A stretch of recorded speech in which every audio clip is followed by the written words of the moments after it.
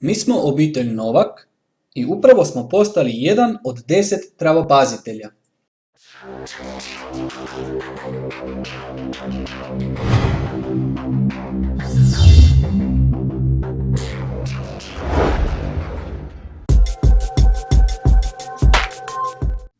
Da, osvojili smo Husqvarna robotsku kosilicu. Kako smo to napravili? Kako smo je dobili? Možete pogledati na ovom tu linku. Da bi ova robotska kosilica ostala u našem trajnom vlasništvu, mi ćemo morati odraditi određene zadatke. U prvom zadatku Husqvarna od nas traži da pokosimo travnjak.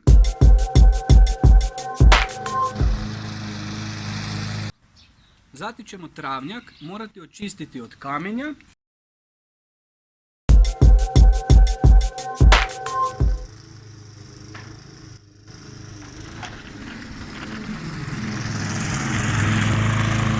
Potom ćemo odrediti mjesto bazne stanice.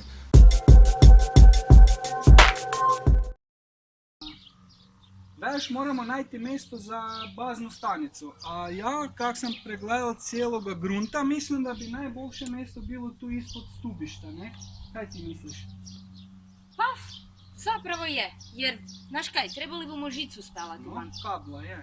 I onda tu je najbliže za produžni kabel. Je. Tu je sigurna i od tuče. Tak je, i zakon da ima. Odlično. Može, super. Dobro, tu je bazna stanica, još idemo samo zmeriti grunta, skicu sam si napravil i idemo, dem je meter.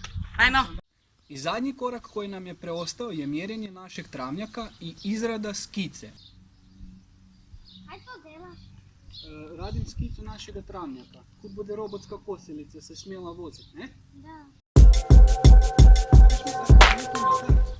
Ajde, primi i drži tu, kaj ja to razvlečem.